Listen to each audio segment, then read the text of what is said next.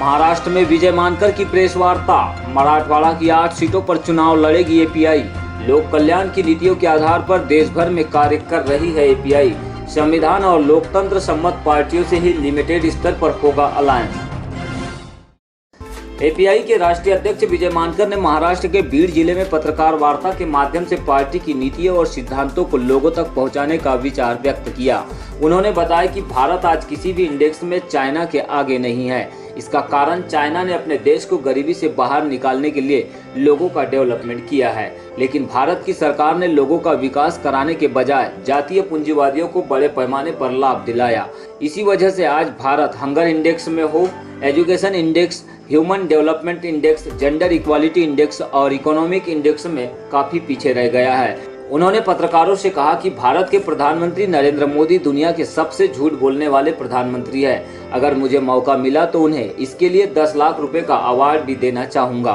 API के राष्ट्रीय अध्यक्ष विजय मानकर ने इसके साथ ही पत्रकारों के माध्यम से एपीआई की विशेषता और नीतियों को भी सामने रखा और कश्मीर के मुद्दे पर भी समाधान की नीति बतलाई। इस दौरान उनके साथ बीड जिले के जिला अध्यक्ष, लोकसभा प्रभारी सहित पार्टी ऑर्गेनाइजेशन के पदाधिकारी मौजूद रहे।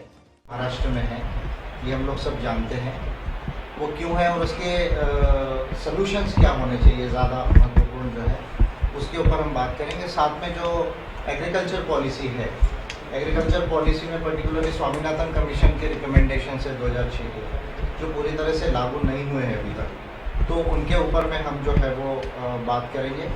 ये 2 मेजर आज हमारे प्रोग्राम का फोकस होगा।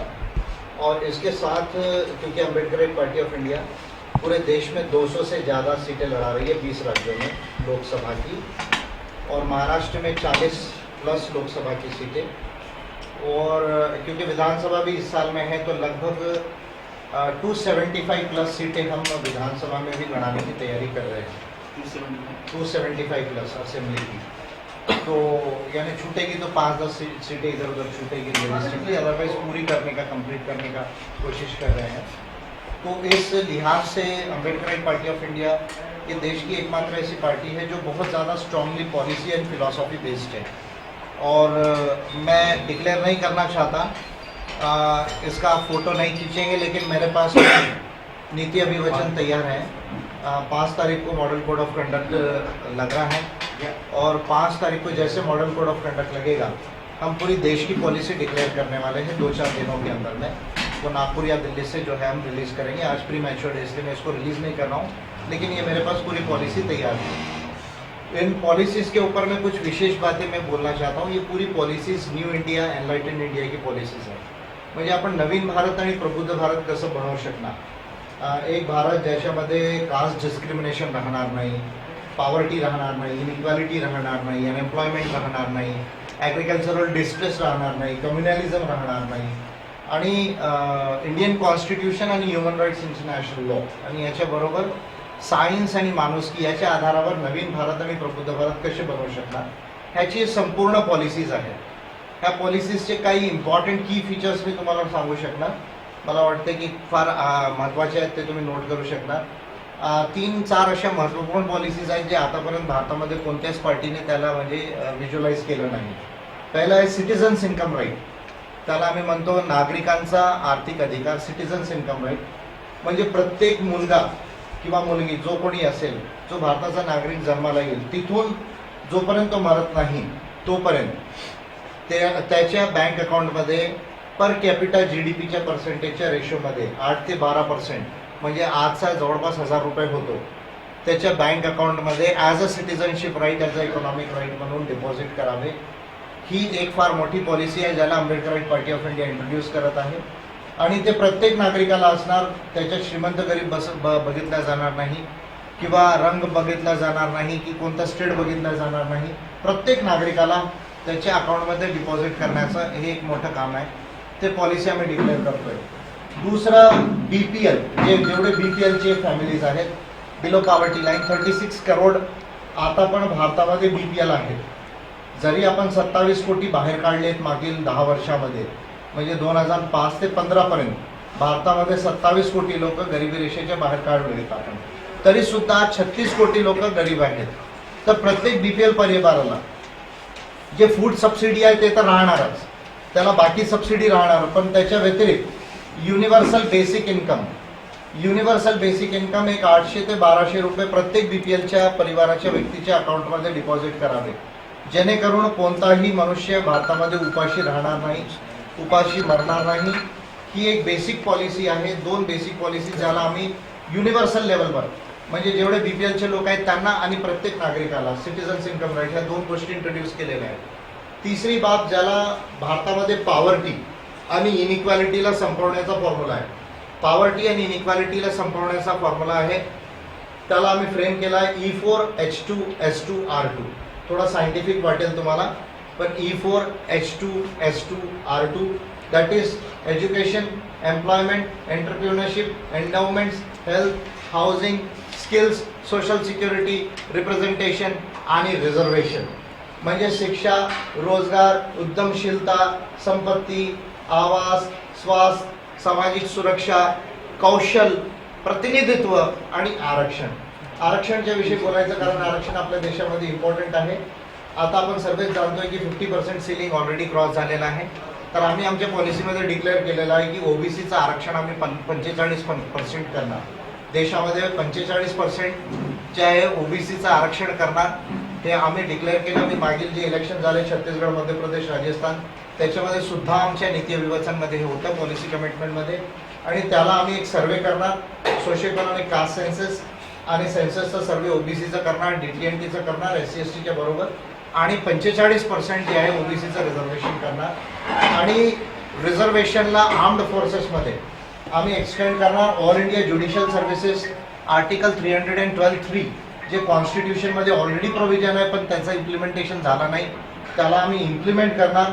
आणि हायर ज्युडिशरी म्हणजे हायकोर्ट्स आणि सुप्रीम कोर्ट्समध्ये SC/ST, OBC, DTNT आणि मायनॉरिटीज आणि महिलांचा रिप्रेझेंटेशन एन्श्योर करण्यासाठी आम्ही कॉन्स्टिट्युशनल अमेंडमेंट करणार.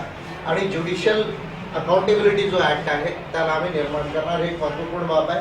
आणि या फॉर्म ऑफ रिझर्वेशन ज्याला आपण अफर्मेटिव्ह ॲक्शन म्हणतो, तो अफर्मेटिव्ह ॲक्शन आम्ही प्रायव्हेट सेक्टरमध्ये सुद्धा जे आहे इन्कॉर्पोरेट करणार. ही एक महत्त्वाची बाब आहे ज्याला मी आपल्याला सांगू इच्छितो. तसं कॉन्स्टिट्यूशन ऑफ इंडियामध्ये आम्ही मेजर अमेंडमेंट करणार. ह्युमन राईट्स इंटरनॅशनल लॉला आम्ही त्याला इन्कॉर्पोरेट करणार भारताच्या राज्यघटनेमध्ये. ऑलरेडी मी बिल्स दिलेले आहेत पार्लमेंटला. Indigenous rights of the Adivasis, आता तुम्हाला सर्वांनाच माहिती आहे की सुप्रीम कोर्टचा एक निर्णय झाला, मग स्टे झाला परत जे आहे. तर the tribal rights are being violated on a very large scale in India. So आम्ही जे इंडिजिनस राईट्सला परत कॉन्स्टिट्यूशनमध्ये 5th शेड्यूल आणि 6th शेड्यूल अमेंडमेंट करतो. आणि जे दुसरे रिलेव्हंट आर्टिकल्स आहेत 244 असतील किंवा 275 असेल, याला अमेंड करून जे इंडिजिनस राईट्स आहेत त्यांना आम्ही इन्कॉर्पोरेट करू इच्छितो, जेणेकरून आदिवासींना आम्ही 10 ते 15% शेअर होल्डर बनवू. त्यांना जर ग्रामसभा परमिशन देतील की ही लँड द्यायची आहे कंपनीला किंवा गव्हर्नमेंटला, तर त्या कंपनीमध्ये प्रत्येक आदिवासीला 10 ते 15%चं शेअर होल्डर बनवण्यात यावं. हे एक मेजर अमेंडमेंट आहे. आणि भारताची जी निवडणूक पद्धत आहे ती निवडणूक पद्धत प्रातिनिधिक नाही, it is not a representative electoral system. त्याला आम्ही पूर्णतः चेंज करण्यासाठी ऑलरेडी मी 11 बिल पार्लमेंटला दिलेले आहेत आणि त्याला आम्ही चेंज करू. हे आमचे प्रमुख गोष्टी आहेत. जी आमची आर्थिक व्यवस्था आहे, अर्थव्यवस्था आहे, त्याला आम्ही म्हणतो it is a model of caste capitalism. म्हणजे भारतामध्ये ना समाजवादी अर्थव्यवस्था आहे ना पूंजीवादी अर्थव्यवस्था आहे. ही जातीय भांडवलशाहीची अर्थव्यवस्था आहे. त्या जातीय भांडवलशाहीच्या मुळे आज 1% लोकांकडे, 1% लोकांकडे 60% संपत्ती आलेली आहे.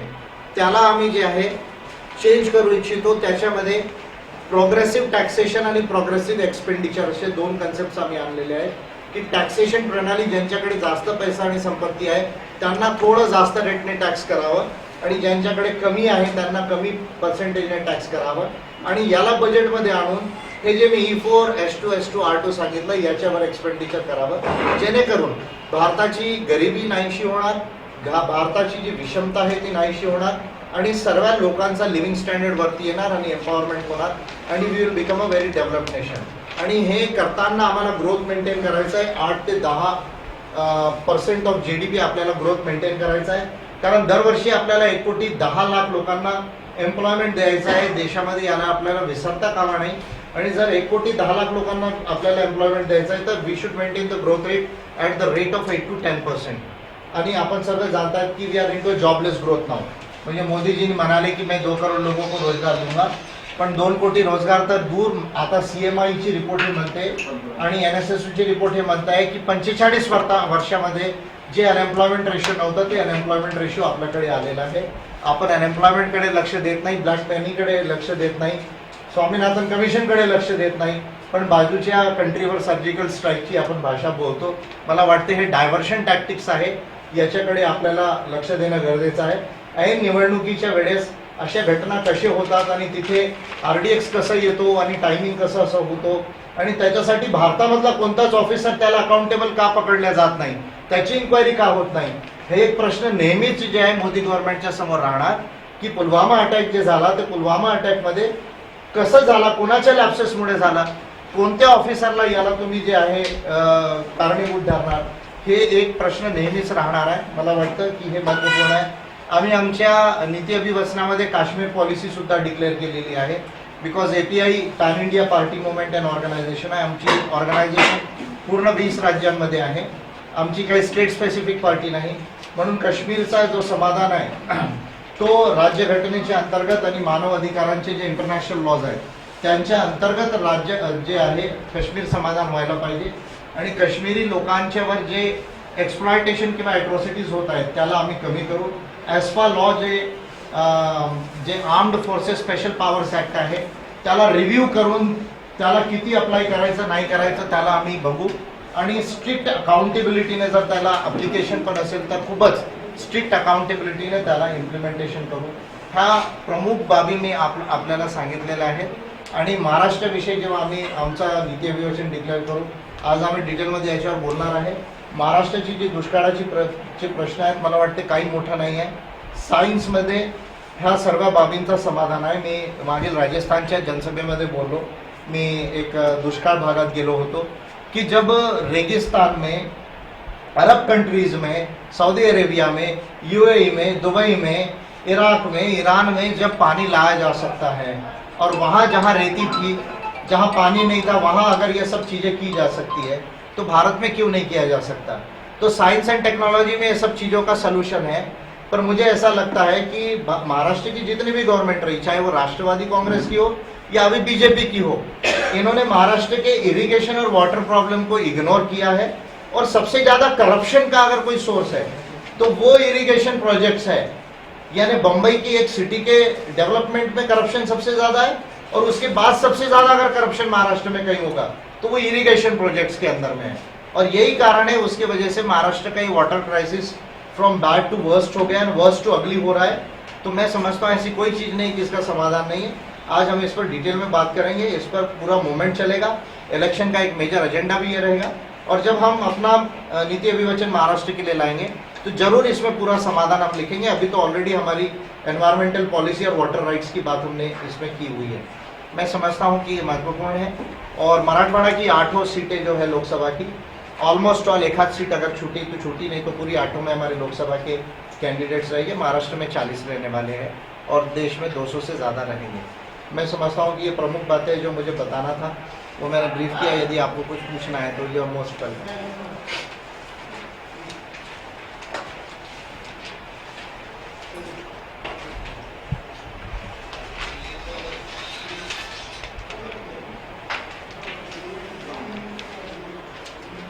आपकी पार्टी खुद के बलबूते पे पूरे चुनाव लड़ रही है. हाँ, बेसिकली क्योंकि हमारा ये मानना है कि देश को एक pan India party movement and organisation की ज़रूरत है. कांग्रेस BJP को अल्टरनेटिव पूरे देश में जो पार्टी पूरे नेशनल लेवल पे हो, जिसका आउटलुक नेशनल और इंटरनेशनल हो, रीजनल नहीं होना चाहिए. तो इसलिए हम पूरे देश में जो है वो ऑलमोस्ट ऑल अकेले हैं. लेकिन कोई छोटी पार्टीज अगर कुछ स्टेट में, जैसे अभी छत्तीसगढ़ है या उड़ीसा है या राजस्थान है, अगर कोई छोटी पार्टी जो संविधान सम्मत हो वो मानती है तो उससे लिमिटेड 1-2 सीटों का अलायंस हो सकता है. पर एज ऑफ डेट हम लोग अकेले लड़ रहे पूरे देश में. महाराष्ट्र के बारे में, आपकी भीड़ के बारे में बात करें. ठीक है, आपकी नीतियाँ, आपकी विचारधारा बहुत प्रोग्रेसिव है, बहुत कुछ अच्छा है. लेकिन API का नाम भीड़ जिले में तभी सामने आता है जब इलेक्शन सामने आता है. इसके पहले भी शायद लास्ट इलेक्शन के टाइम आपने प्रेस कॉन्फ्रेंस से हुए थे. उसके बाद API कहीं दिखती नहीं है. तो फिर संगठनात्मक जो कुछ करना है या फिर लोगों में एपीआई पहुंचे, इसका क्या सोल्यूशन है? इसके लिए अभी हम बहुत ज़्यादा इंटेंसिवली, क्योंकि आप जो बोल रहे हैं ये बात सही है, इसको मैं मान रहा हूँ, और मैं समझता हूँ कि इसके लिए जो ऑर्गेनाइजेशनल एक्सपेंशन होना चाहिए बूथ सेक्टर से लेके गाँव तक, एक तो ये ऑर्गेनाइजेशन बिल्डिंग अप का काम है, ये थोड़ा सा हम लोग ध्यान नहीं दे पाए थे, लेकिन अब अभी इसको ध्यान दे रहे हैं। प्लस गवर्नेंस अफेयर्स पर ऑलरेडी मैंने इंस्ट्रक्शन इशू किए कि चाहे इलेक्शन हो या नहीं हो, लेकिन लोगों के राइट्स, डिग्निटी एंड डेवलपमेंट पे कैसा काम किया जाए, तो वो काम हम लोग इन पर करा रहे हैं। और इसके साथ में जो है भी मेजर जो पब्लिक इश्यूज़ है इसके ऊपर में हम फाइट करेंगे। तो मुझे ऐसा लगता है कि जब मैं नेक्स्ट टाइम आऊँगा तो आप स्वयं कहेंगे कि सर अब भीड़ में दिख रही है।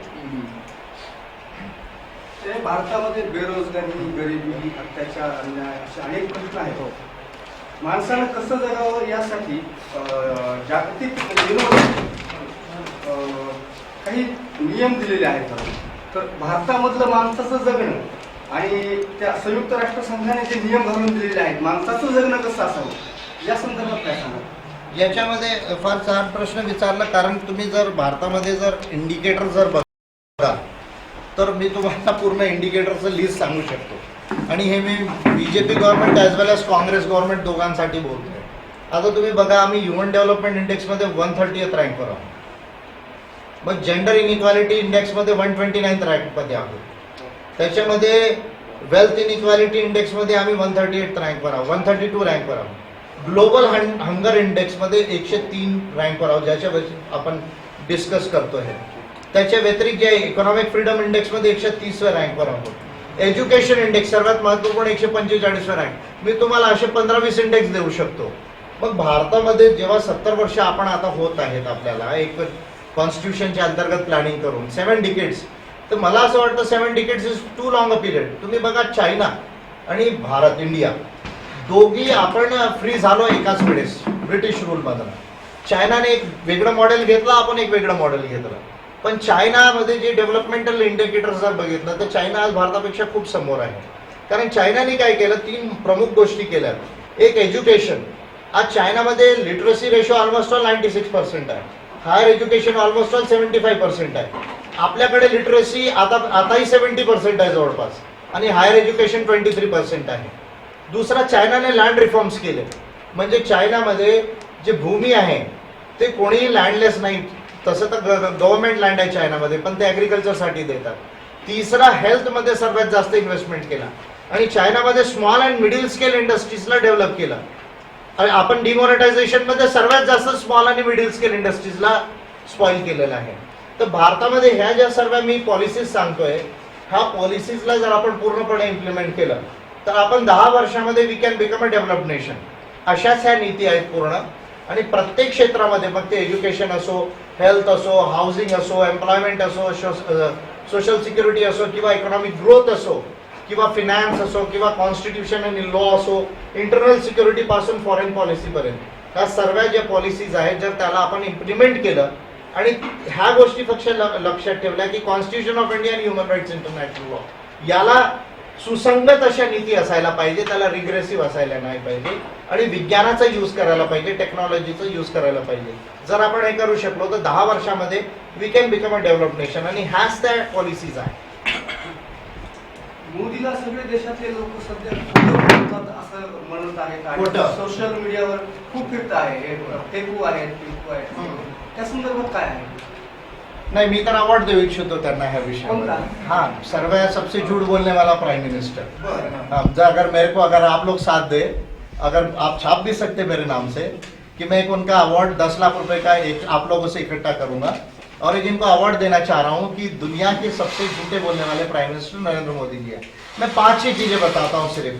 कितना पुरस्कार कितना देंगे? 10 लाख रुपए तो दूंगा, ज्यादा तो है ही नहीं हमारे पास. ब्लैक तो सब उनके पास है, हम तो व्हाइट में काम करते, तो मैं ज्यादा नहीं दे पाऊंगा. पर अगर वो एक्सेप्ट करेंगे तो 10 लाख का अवार्ड दूंगा उनको. ये आप मेरे नाम से छाप सकते हैं अगर आप चाहें तो. मैं 5-6 चीजें बताऊंगा, ये सिर्फ जोकिंग के लिए नहीं है, मैं ऑब्जेक्टिव बताऊंगा. एक, नरेंद्र मोदी जी ने कहा था कि 2 करोड़ लोगों को हर साल हम रोजगार देंगे. आज भारत में 25-30 लाख भी रोजगार निर्माण नहीं हो रहे हैं, और जो है 1 करोड़ 10 लाख रोजगार चले गए डिमोनेटाइजेशन के बाद. पॉइंट नंबर 1, मोदी जी ने कहा था कि मैं ब्लैक मनी को व्हाइट लाऊंगा, 15 लाख रुपए आपके अकाउंट में डालूंगा. बाद में उन्होंने कह दिया कि जुमलेबाजी थी, हमको ऐसा कुछ करना नहीं. चलो, आप 15 लाख डायरेक्ट नहीं डाल रहे, लेकिन 100 लाख करोड़ की ब्लैक इकोनॉमी है देश में। मेरे नाम से लिखो, ये फिगर कोई नहीं बताएगा आपको। 100 लाख करोड़ की इलिसिट ब्लैक इकोनॉमी, जिसको मैं ब्लैक नहीं बोलता, इलीगल इकोनॉमी बोलता हूं, इलिसिट इकोनॉमी बोलता हूं, वो भारत में है। कहां कहां ये भी बता देता हूं। भारत के शेयर मार्केट और बॉन्ड्स में है, इक्विटीज में है। दूसरा रियल स्टेट में है। तीसरा है गोल्ड बुलियन ज्वेलरी में है, और उसका बहुत कम 15 से 20% बाहर है, जो टैक्स हेवेंस में है। ये 100 लाख करोड़ की जो ब्लैक इकोनॉमी है, उसमें से मोदी जी जो है 1% भी निकाल नहीं सके। 1% भी नहीं निकाल सके। मैं 1% ज्यादा बोल रहा हूं, 1% से कम है 5 साल के अंदर में। चौथी बात जो है, मोदी जी ने कहा था कि भाई मैं जो है चौकीदार हूं, मैं सब देश की रक्षा करूंगा। पड़ोसी देश से तो रक्षा होगी, ये तो बात की बात है, लेकिन हमारे देश से चोर पैसा ले लेके भाग रहे, और भागने वाले अधिकतर लोग, मैं किसी स्टेट के खिलाफ नहीं हूं, हम सब भारतीय, लेकिन गुजरात के ज्यादातर लोग हैं।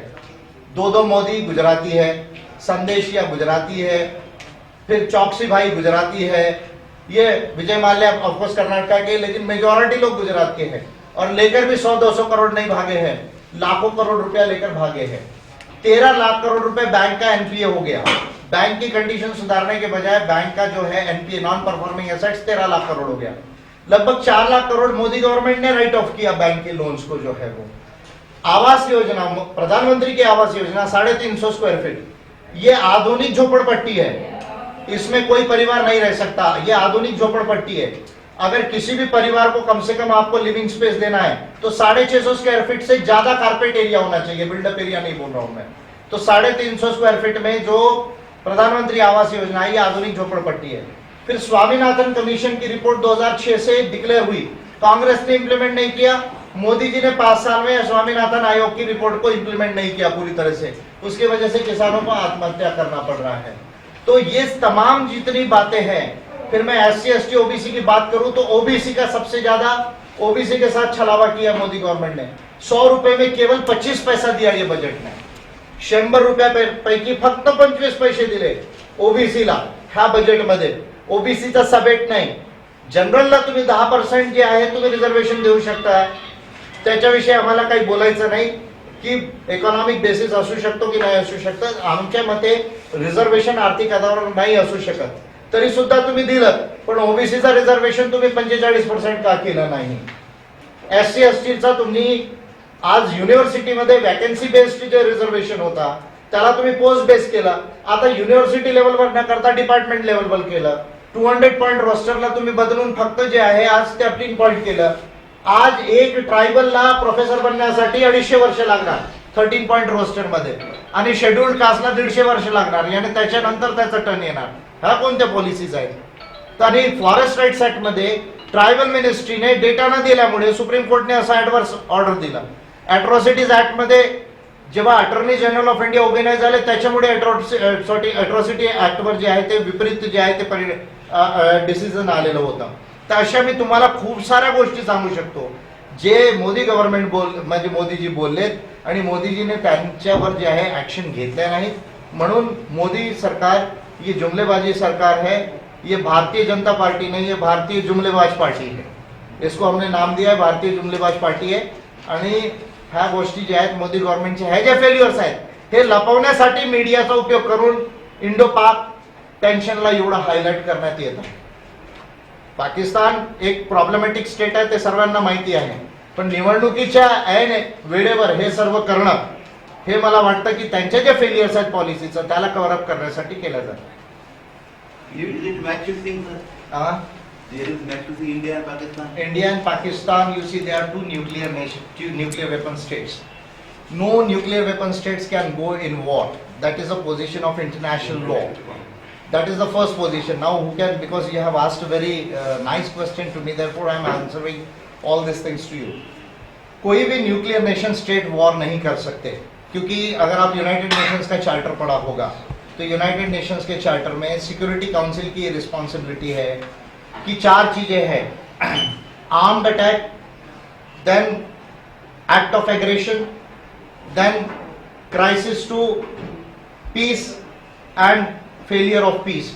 ये 4 चीजों के अंदर में यूनाइटेड नेशंस के चार्टर के हिसाब से सिक्योरिटी काउंसिल की जिम्मेदारी है कि वर्ल्ड लेवल की पीस पोजीशन को जो है वो मेंटेन करें। अभी हम कह रहे हैं कि हम आपके बॉर्डर में आएंगे, वो कहते हैं कि हमारे बॉर्डर में आएंगे। जो भी कंट्री बॉर्डर क्रॉस करके अटैक करेगा वो पहले वायलेटर बनेगा, उसके अगेंस्ट में इंटरनेशनल कंट्रीज एक्शन करेगी यूएन के लॉ के तहत, जो इंटरनेशनल लॉ है जिसको हमने भी साइन किया है। और यूएन चार्टर को हमने 1945 में साइन किया है, शायद ये लोगों को मालूम होना चाहिए। यानी हमारे कॉन्स्टिट्यूशन बनने के पहले हमने यूएन चार्टर को साइन किया है।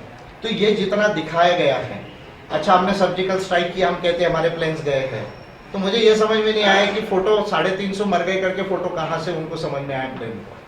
तो ये जो सारा का सारा झूठ बोला जा रहा है, ठीक है आपने अटैक भी किया होगा, तो कितना मरा क्या मरा इसका एक वेरीफाइबल डेटा होना चाहिए। तो ये ना करते हुए झूठ बोल देना, फिर मीडिया से प्रचारित करना, और बाद में कल ही मिनिस्ट्री ने आप इंडियन एक्सप्रेस को पढ़िए, कल के रिपोर्ट में पेपर में रिपोर्ट किया है कि गवर्नमेंट ने खुद माना है कि हम बॉडीज को वेरीफाई नहीं कर पाए क्योंकि क्लाउड अच्छा नहीं था, ये अच्छा नहीं था, वो अच्छा नहीं था, सैटेलाइट हमारे पास डेटा नहीं था, ग्राउंड इंटेलिजेंस नहीं था। तो फिर जब आपके पास डेटा नहीं है तो 350 का फिगर डिक्लेयर किसने किया? ये एक महत्वपूर्ण बात है। ये फेक न्यूज जो है, और मैं मीडिया के मित्रों से कहना चाहूंगा कि हम अगर भारत की जनता को अगर इस तरह का मिस इन्फॉर्मेशन एंड डिस इन्फॉर्मेशन देंगे तो क्या हम अपने देश की सेवा कर रहे हैं? मुझे लगता है कि हम अपने देश की सेवा नहीं कर रहे। तो मुझे ऐसा लगता है कि ऑब्जेक्टिवली छापना चाहिए। पाकिस्तान एक प्रॉब्लमेटिक कंट्री है। मैं ये कह रहा हूं कि आर्टिकल 53 आपको राइट देता है ना एनिमी स्टेट डिक्लेयर करने का। क्यों Modi government enemy state declare नहीं किया? अगर पाकिस्तान से इतना प्रॉब्लम है तो एनिमी स्टेट क्यों डिक्लेयर नहीं किया? आपको यूएन चार्टर का आर्टिकल 53 राइट देता है कि you can declare it as enemy state. तो आप एक तरफ उसको बिरयानी खाने के लिए जाते हो और बाद में फिर बोलते हो हमने बम भी गिराया। तो ये नीति हमको समझ में नहीं आती। कम से कम एपीआई की नीति ऐसी नहीं होगी। ईवीएम के बारे में आपकी पार्टी की क्या राय और कैसा है? किसके विषय? EVM machine. ईवीएम मशीन में आपका सपोर्ट है या विरोध है? एपीआई पहली पार्टी है जिसने मैंने 14 अप्रैल 2017 को इलेक्शन कमीशन ऑफ इंडिया को पिटीशन किया था कि इंटरनेशनल रूल्स है, इंटरनेशनल आइडिया करके एक एजेंसी यूनाइटेड नेशंस की जिसने चुनावी व्यवस्था पर सबसे ज्यादा रिसर्च किया है, उसने ये कहा है कि ईवीएम से चुनाव करने का मेथड सबसे अच्छा है कि जो स्लिप्स निकलती है उसको मिनिमम 30% काउंट करना चाहिए, जिसको रैंडम सैंपल काउंटिंग मेथड कहते हैं। तो मैं 2017 में 14 अप्रैल को पिटीशन किया। अब सारी अपोजिशन पार्टीज ने लिख कर दिया है कि हमको 50% पेपर ट्रेल काउंटिंग होना चाहिए। और ईवीएम जो है, आज कोई मेथड नहीं कि मैंने कोर्ट को वोट डाला, वो मेरा वोट कोर्ट को गया या नहीं गया, इसको जांचने का मेरे पास कोई जो है वो मेथड नहीं है। यानी I don't have any right to information कि मेरा वोट सही में कोर्ट को गया और कोर्ट पे ही काउंटिंग हुआ, ये जांचने का कोई तरीका नहीं है। तो सबसे बेस्ट 50% स्लिप्स को काउंट कर देना चाहिए। और अगर 50% स्लिप आप काउंट नहीं करते हैं तो सीधा जो है बैलेट से जो है वो चुनाव होना चाहिए। क्योंकि अगर इलेक्शन कमीशन ऑफ इंडिया कहता है कि मशीन हैकेबल नहीं है, ये बिल्कुल सही नहीं है। इलेक्शन कमीशन ऑफ इंडिया जिस भी दिन फेयर कंपटीशन कर लेगा 1 महीने का हमारे टर्म्स एंड कंडीशन पर, तो हम देश में ईवीएम को हैक करके दिखा पाएंगे।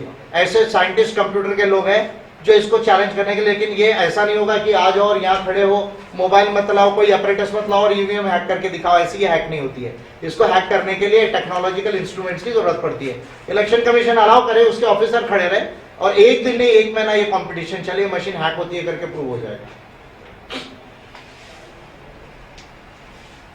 50% पेपर ट्रेल काउंटिंग होना चाहिए या तो बैलेट आना चाहिए। ओके, चलो thank you. Thank you. Thank you sir. थोड़ा बस चलो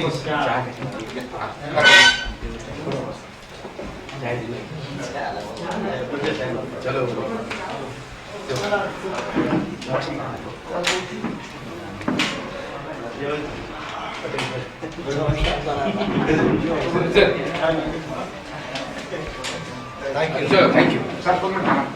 कौन से पेपर्स कौन होते पुणे सांगू शकतात मेन में? कोण प्रेस वाले होते?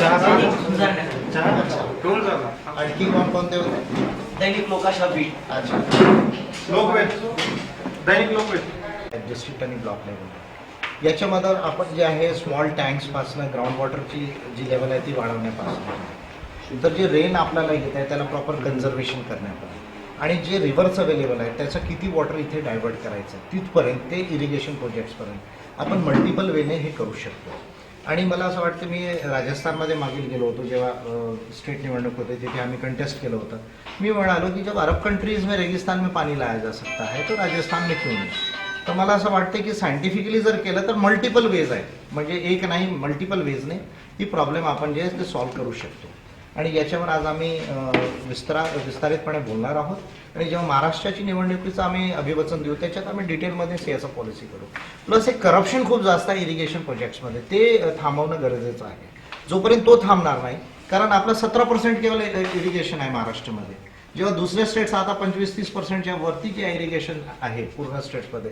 ऑल इंडियाचं 47% जे आहे इरिगेशन आहे, पण महाराष्ट्रामध्ये इरिगेटेड लँड फक्त 17% आहे. म्हणजे महाराष्ट्रामध्ये राष्ट्रवादी काँग्रेसची गव्हर्नमेंट असो किंवा बीजेपीचं गव्हर्नमेंट असो, त्या लोकांनी याच्याकडे जे आहे लक्ष दिलं नाही आणि करप्शन केलेलं आहे. तर एक सायंटिफिक मॅनेजमेंट करायला पाहिजे आणि करप्शन कमी करायला पाहिजे. तर 2 वर्षामध्ये प्रॉब्लेम सॉल्व्ह होऊ शकतो. मोदींचा विषय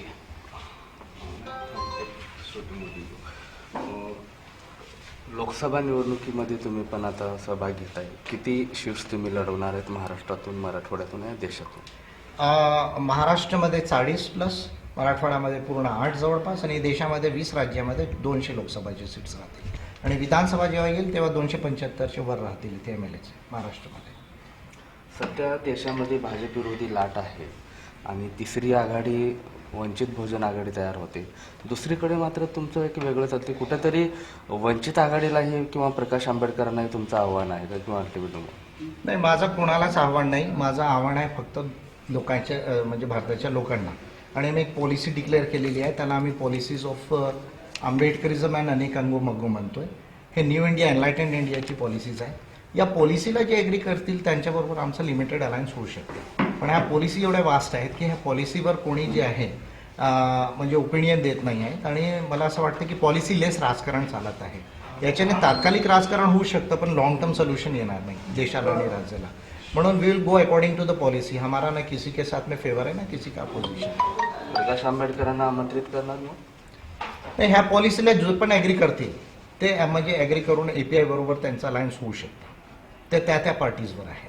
हे आम्ही पब्लिक केलेलं आहे, पब्लिक डोमेनमध्ये आहे. जर तुम्हाला वंचित बहुजन आघाडीनं आमंत्रित केलं तर तुमची काय? नाही, कारण आता आम्हाला pan India party movement organisation बनायचं आहे. आमचा असा व्ह्यू आहे की काँग्रेस BJPला राष्ट्रीय लेवलवर अल्टरनेटिव्ह पार्टीज पाहिजे 2-3 चांगल्या. कारण आमचा फेडरल पॉलिटी आहे, सेंटर स्टेट रिलेशन्स आहे. तर फक्त राज्य लेवलचं राजकारण करून चालणार नाही.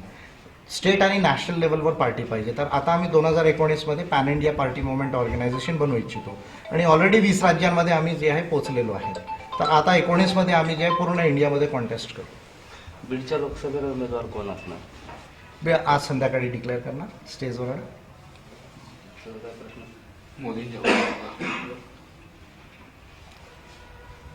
मोदींनी जर त्यांचा फेकू हे जर त्यांनी स्वीकारलं तर तुम्ही 10 लाख रुपये त्यांना देणार होता. एक कशा पद्धतीचं ते चॅलेंज आहे, तुमचा पुरस्कार कसा असणार? 10 लाख रुपयांचा एक अवॉर्ड त्यांना बोलवू आणि सहसन्मान त्यांना अवॉर्ड देऊ. कारण भारताचेच नव्हे तर विश्वातील सर्वात जास्त खोटे बोलणारे प्राईम मिनिस्टर हे नरेंद्र मोदी आहेत. त्याचे 5-6 कार्ड मी सांगतोय. 1-2 कोटी त्यांनी रोजगार बोलले होते. आज 25 लाखही आमच्याकडे रोजगार निर्माण होत नाही. 1 कोटी 10 लाख रोजगार आमचे गेलेत. हे CMIची आणि NSSOची रिपोर्ट आहे. दुसरं ते म्हणाले होते 15 लाख रुपये मैं कालाधन लाके आपके अकाउंट में डालूंगा. ते अकाउंटमध्ये तर सोडा, पण देशामध्ये 1% सुद्धा ब्लॅक इकॉनॉमी त्यांनी वाईट केली नाही. 100 लाख कोटीची ब्लॅक इकॉनॉमी आहे. त्याच्यापैकी मेजॉरिटी भारतामध्ये आहे. शेअर बॉन्ड्स आणि इक्विटीजमध्ये आहे, रिअल इस्टेटमध्ये आहे, गोल्ड ज्वेलरी बिलियनमध्ये आहे, रिलिजियस एंडोमेंट्समध्ये आहे आणि 15 ते 20% अब्रॉडमध्ये आहे. तर ही ब्लॅक इकॉनॉमी त्यांनी काढली नाही आणि बजेटमध्ये आणून गरीब लोकांच्या डेव्हलपमेंटवर जी आहे ती लावलेली नाही आहे.